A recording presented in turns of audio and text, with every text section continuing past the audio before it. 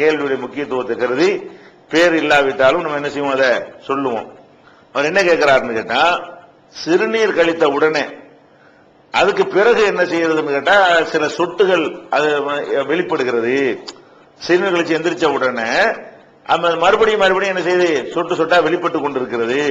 இந்த மாதிரி சுத்தமாவே இருக்க முடியல, இதனால தொழுகை கூட ஒழுங்கா செய்ய முடியல, அப்படி அடிக்கடி ட்ரெஸ் மாத்தி மாத்தி தொழ வேண்டிய நிலையில் இருக்கிறேன், இதுக்கு என்ன செய்யலாம் அப்படிங்கிறது அவருடைய கேள்வி. இதை பொறுத்த வரைக்குங்க ரெண்டு விஷயம் இதுல இருக்கிறது. ஒண்ணு என்னன்னு சொன்னா, ஒரு மனிதருக்கு இந்த மாதிரி நோய் இருக்கு, இது ஒரு நோய். அதாவது சிறுநீர் கழித்தல் என்பது கழித்த உடனேயே அது கண்ட்ரோல் ஆகிவிடும். ஏன்னா நம்ம நினைச்சா தான் சிறுநீர் கழிக்க முடியும், அது நினைச்சா நிப்பாட்டி கொள்ள முடியும். அப்படி எல்லாம் நினைஞ்சிருக்கிறான், நமக்கு எல்லாருக்கும் அந்த கண்ட்ரோலை கொடுத்திருக்கிறான். இந்த கண்ட்ரோல் பண்ணக்கூடிய தன்மை சிலருக்கு குறைந்து விடும், அல்ல இல்லாமல் போய்விடும். குறைஞ்சிட்டா என்னவாயிரும், சிறுநீர் கழிக்கணும் நினைக்கும் போது சிறுநீர் வரும், கழிக்கணும் நினைக்காவிட்டாலும் நம்ம கண்ட்ரோல்ல இல்லாமலும் ஒரு சிறிதளவுக்கு என்ன செய்யும், கசிவு மாதிரி வந்து கொண்டே இருக்கும். அது மாதிரி காற்று பிரிகிறது இருக்கிறது, நினைச்சா காற்று போகும், நினைச்சா கண்ட்ரோல் பண்றதுங்கிறது ஒண்ணு இருக்கிறது. சில பேருக்கு என்ன செய்யும், அவங்களால கண்ட்ரோல் பண்ணவே முடியாது, காற்று போய்கிட்டே இருக்கும், வாயு அதிகமா ஃபார்ம் ஆகிக்கிட்டே இருக்கும், அது அப்படியே காற்று பிரிந்து கொண்டே இருக்கும். அப்ப இவங்க ஒழு செய்து விட்டு வருவாங்க, காற்று போயிடும், ஒழு நீங்கிரும். ஒழு செஞ்சா மரம் போயிடும், ஒழு செஞ்சுக்கிட்டு இருக்கும் போதே போய்கிட்டே இருக்கும். அப்ப இந்த மாதிரி இருப்பார்களே, ஆனால் இவர்களுக்கு மார்க்கத்துல என்ன என்று கேட்டால், இவருக்கு இது ஒரு நோய். இந்த நோயை அல்லாஹ் தான் கொடுத்திருக்கிறான். அல்லாஹ் நோயை கொடுத்திருக்கும் பொழுது அதுக்கு உரிய ஒரு சலுகையும் சேர்த்து தான் அல்லாஹ் கொடுத்திருக்கிறான். இவங்க எல்லாம் என்ன செய்யணும்னு கேட்டா, அந்த சிறுநீர் போய்கிட்டே இருந்தாலும் அது பாதிக்காது. ஒவ்வொரு வக்து தொழுகைக்கும், ஒரு நாளைக்கு 5 வக்து தொழுகை இருக்கு இல்லையா, 5 டைம் அவங்க ஒழு செஞ்சுக்க வேண்டியது, அவ்வளவுதான். அதுக்கு பிறகு இந்த மாதிரியா சொட்டு சொட்டா போனுச்சுன்னு சொன்னா அது ஒழு நீங்காதுன்னு நினைச்சுக்கிற வேண்டியதான். என்னடா அவர் கண்ட்ரோல்ல வைத்துக் கொண்டிருந்தால்தான் சட்டம் போட முடியும். அவருடைய கண்ட்ரோல்ல இல்லைங்கும் பொழுது அவருக்குன்னு எந்த ஒரு சட்டத்தையும் நம்ம போட முடியாது. நபிகள் நாயகம் ஸல்லல்லாஹு அலைஹி வஸல்லம் காலத்துல இந்த மாதிரியான பிரச்சனை இல்லாட்டா கூட வேற மாதிரியான ஒரு கேஸ் உங்கள்கிட்ட வருது. என்ன கேஸ்னா, ஒரு பெண்ணுக்கு எப்ப பார்த்தாலும் ஒரு ரத்தப்போக்கு இருந்துகிட்டே இருக்குது, எப்ப பார்த்தாலும் ரத்தப்போக்காவே இருக்குது. அப்ப டெய்லி ரத்தப்போக்கா இருக்குமே, ஆனால் அவங்க எப்படி தொழுகிறது அப்படின்னு கேள்வி வரும் பொழுது நபிகள் நாயகம் ஸல்லல்லாஹு அலைஹி வஸல்லம் சொல்றாங்க, நீ மாதவிடாய் ஒரு குறிப்பிட்ட நாள் வந்திருக்கும்ல, அதை ஒரு 7 நாளோ 5 நாளோ ஒரு வாரமோ அது மாதவிடாய் வைத்துக் கொண்டு மீதி உள்ளதெல்லாம் நோய் நினைத்துக்க, நீ தொழுதுகிட்டே வா, ரத்தம் போனாலும் பரவாயில்ல, நீ பாட்டு தொழுதுகிட்டே வா, ஆனா ஒவ்வொரு தொழுகைக்கும் ஒழு செஞ்சிக்க அப்படின்னு சொல்லி ரசூல் ஸல்லல்லாஹு அலைஹி வஸல்லம் உங்களுக்கு வழிகாட்டுறாங்க. அதுதான் இந்த மாதிரி உள்ள எல்லாருக்கும் உள்ளது சட்டம்.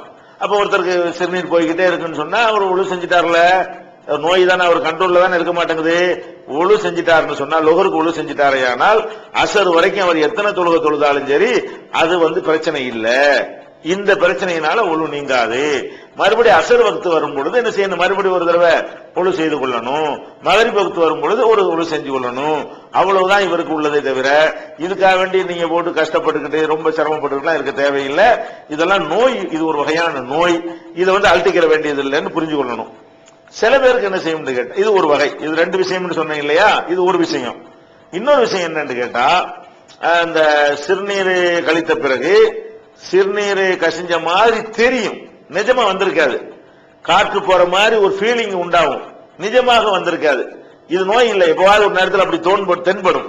இந்த மாதிரி இருப்பார்களே, ஆனால் இவர்களுக்கும் மார்க்கத்தில் சட்டம் இருக்கிறது. என்ன சட்டம் இருக்கிறது, ரசூலுல்லாஹ் கேட்கிறாங்க, ஒரு மனிதர் கேட்கிறார், நாங்க தொழுகையில் இருக்கும் பொழுது காற்று பிரிகிற மாதிரி ஒரு உணர்வு வருகிறதே, நாங்க என்ன செய்யறது கேட்கிறாங்க. அப்ப நபிகள் நாயகம் ஸல்லல்லாஹு அலைஹி வஸல்லம் சொல்றாங்க, இந்த மாதிரி உணர்வு ஃபீலிங் இதுக்கெல்லாம் முக்கியத்துவம் கொடுக்காதீங்க, தெளிவா காத்து போச்சுன்னு தெரிஞ்சுச்சுன்னா ஒழு விட்டுட்டு தொழுகையை முடிச்சுட்டு ஒழு செய்யுங்க.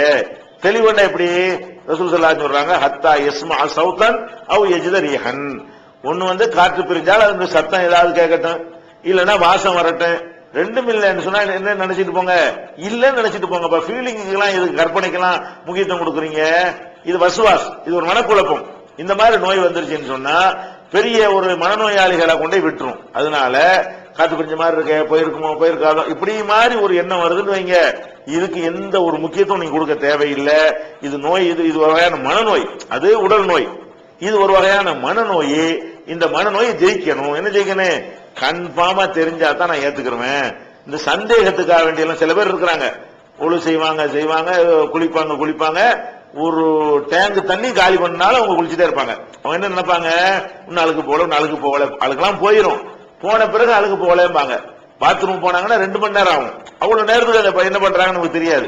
அப்ப அந்த மாதிரி எல்லாம் இருந்தார்களே, ஆனால் இது ஒரு வகையான மனநோய். இஸ்லாம் என்ன சொல்லி தருது, கழுவித்தியா 2 தடவை கழுவி 3 தடவை கழுவினியா, சுத்தமாச்சா, சுத்தம் நினைச்சுக்கிறேன், ஒன்னு போயிருக்காதா, ஒன்னு ஒட்டிட்டு இருக்குமோ, அது இருக்குமோ, இது இருக்குமோ, கையை தேஞ்சு போட்டு புண்ணா ஒரு அளவுக்கு ஒரு சோப்பு கட்டி முழுசா காலியாக்கி, ஒரு வாளி தண்ணி, ஒரு தேங்க தண்ணி, தொட்டி தண்ணி காலியாக்கிட்டுலாம் வரக்கூடாது. அதனால இஸ்லாம் என்ன நமக்கு சொல்லி தருதுன்னு கேட்டா, கன்ஃபார்மா தெரிஞ்சா நீங்க ஒழு போச்சுன்னு நினைச்சுக்கிறீங்க, போய் இருக்குமோ வந்திருக்குமோன்னு சந்தேகம் வந்துச்சுன்னு சொன்னா இல்லன்னு எடுத்துட்டு போய்கிட்டே இருங்க, லேசான மார்க்கம் இது அப்படின்னு ரசூல் ஸல்லல்லாஹு அலைஹி வஸல்லம் அவர்கள் நிஜமாகவே உடல் நோயாளிகளுக்கும் ஒரு வழி சொல்லி தந்திருக்கிறார்கள், மனநோயாளிகளா இருக்கிறவர்களுக்கும் வழி சொல்லி தருகிறார்கள். இதை அவங்க கடைபிடிச்சுக்கிறாங்க.